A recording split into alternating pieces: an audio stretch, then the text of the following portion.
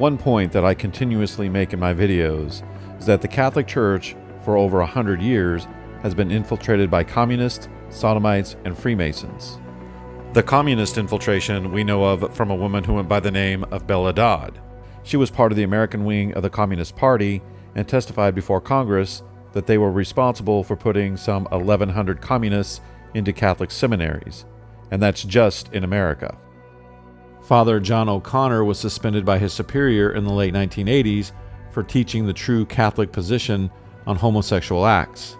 When a canon lawyer went to Rome on his behalf, he came back saying that Father O'Connor would never get his faculties back because there were too many pro-sodomites in the Roman curia. But where does all this stem from? In my last video, I showed the Freemasonic plan to infiltrate the Catholic Church in order to destroy it from within. And yes, I believe the communist and the sodomite infiltrations are part of the overall Freemasonic plot.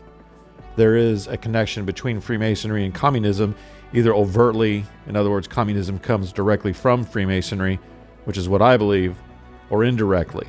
It came as a result of the Freemasonic infiltration of European society.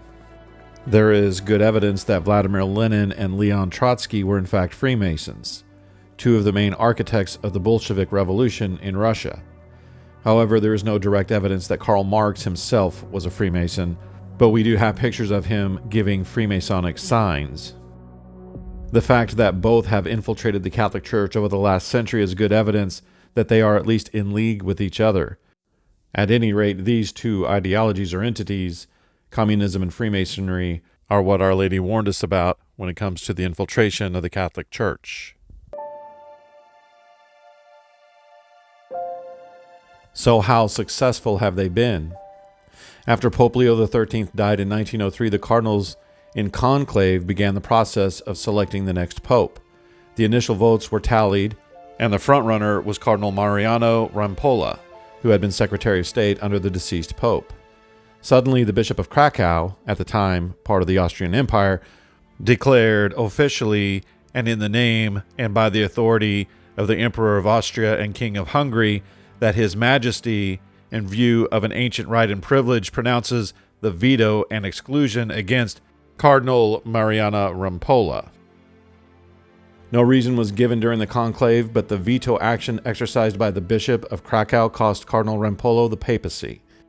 It wasn't until 1918, several years after the incident and Rampolla's untimely death, direct evidence was discovered that Cardinal Rampolla was not just a Freemason, but a member of the diabolical Masonic Academy, the Order of Oriental Templars. The name of Rampolla was listed in the OTO's manifesto, published in a Masonic journal along with Aleister Crowley, British spy and considered the grandfather of modern Satanism. It seems the Bishop of Krakow discovered this evidence and used an ancient veto power by the Austrian Emperor that had not been used in 400 years to block the candidacy of Cardinal Rampolla.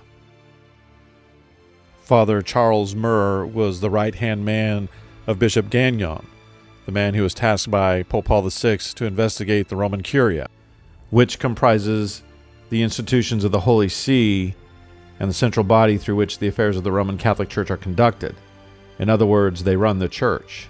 To see how many of its members were Freemasons or had ties with Freemasonry, Father Muir wrote a book titled Murder in the 33rd Degree, which will be the primary source for this video. I would like to point out that I do not believe, nor does the book suggest, that any of the popes, such as Pope Paul VI, John Paul I, or John Paul II, which were the only popes in the book, were Freemasons. After all, Pope Paul VI is the one who commissioned Archbishop Gagnon to investigate the Curia. I believe that Pope Paul VI is what I would call a true believer, someone who actually believes the ideologies of liberalism. He truly believed that if the church changed its liturgy and to the extent it can its theology, that people would flock into the Catholic Church. Once he saw the opposite happen, he lamented very famously, saying, "The smoke of Satan has entered the church."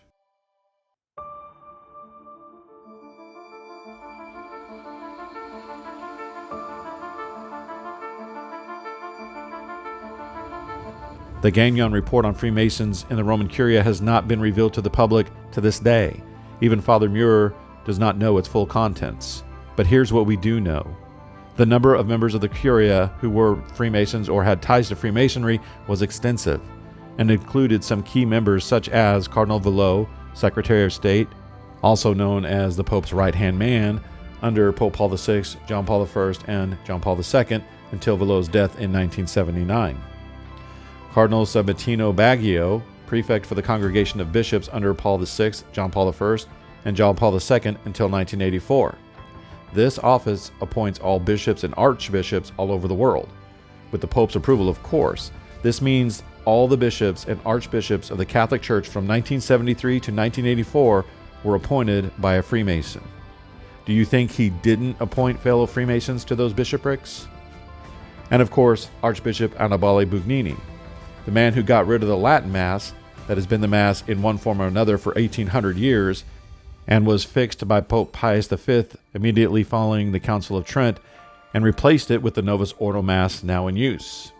That's right, the Mass in use today in the vast majority of parishes, as well as the current liturgical calendar, all a clear departure from tradition, was given to us by a Freemason. I'll let that sink in. When Gagnon had finished his investigation, he tried to give it to Pope Paul VI, but the Pope refused, saying that he was about to die, and that if the report was left with him, it could fall into the wrong hands after he was gone, and that Gagnon needed to wait and give it to his successor. After Pope Paul VI died, Albino Luciani was elected his successor, taking the name John Paul. When Gagnon gave the new pope his report, the pontiff was ready to act and confronted Cardinal Baggio one evening in his papal apartment about his ties with Freemasonry. No one knows what was said, although a Swiss guard on duty reported a lot of yelling, because the next day the pope was found dead, lying peacefully with his reading glasses on and an open copy of the Imitation of Christ in his hands. It is said that he died of a heart attack, but as Monsignor Marini pointed out, heart attacks leave the body convulsed, not slumbering in peace. Cardinal Villot, Secretary of State, also suspected of being a Freemason, refused to authorize an autopsy on the Holy Father. If you think I'm suggesting that Pope John Paul I was murdered by Freemasons, you're correct. He was pope for 33 days before his untimely death at age 66, numbers that are significant to Freemasonry. Unfortunately, Pope John Paul I's successor, John Paul II, did not take Gagnon's report seriously, leaving all the members of the curia in place. This upset Archbishop Gagnon so much that he resigned from the Vatican and settled in Colombia doing mission work. The Pope didn't take the report seriously, that is, until the attempt on his life in 1981. When the Pope regained the ability to talk while recovering in the hospital, the first words out of his mouth were, "Find Gagnon." You see, at the meeting Gagnon had with the recently elected Pope John Paul II in 1979, along with the results of the initial investigation, Gagnon informed him that he had recently learned that they were planning on assassinating him. So you see, things aren't always as they seem. If you look up Mahomet Aliaga, the man who shot John Paul II, it will tell you that he was part of a far right-wing nationalist group. But he was most likely part of a Freemasonic plot to kill Pope John Paul II, crafted by some of the very men in his own Roman curia. Now, I want to make something clear. The fact that a priest or bishop is a Freemason does not affect their holy order and the ability to convect the sacraments validly. The penalty imposed by the Church for being a Freemason is excommunication, and the Church recognizes the validity of the sacraments of many excommunicated priests and bishops, such as all the Orthodox churches, the Polish National Catholic Church, and the Old Catholic Church. So the sacraments they convect are valid, just not licit. So, for instance, the fact that Cardinal Leinert, who ordained Marcel Lefebvre a priest as well as consecrated him a bishop, was found later to be a Freemason does not render the ordination or consecration invalid. So now you see why the Catholic Church is in such bad shape. She was infiltrated by her enemies in a vain effort to destroy her. That's right, no matter what they do, they will fail. We know this because Christ promised that the gates of hell would not prevail against the Church, but also because all of this was predicted.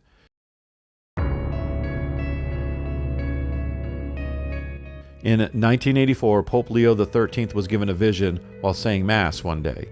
One version says that he saw demons descending on the Vatican. Another says he heard a conversation between Christ and the devil where Satan boasted that he could destroy the Church if he had 75 to 100 years and more power over those who would give themselves to him. In response, Christ said, "You have the power and you have the time." Either way, the Pope immediately composed the St. Michael prayer and ordered it to be said publicly at the end of every low Mass.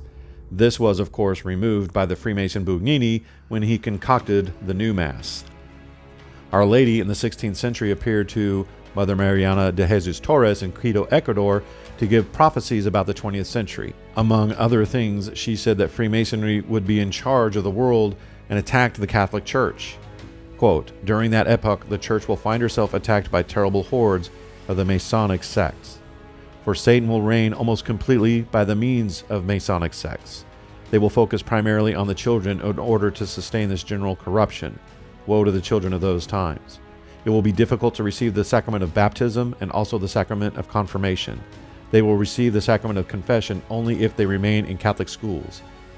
But when evil seems to triumph, and when authority abuses its power, committing all manner of injustice and oppressing the weak, their ruin shall be near. They will fall and crash to the ground. Then will the Church, joyful and triumphant like a little girl, reawaken and be comfortably cradled in the arms of the most dear and elect Son of those times.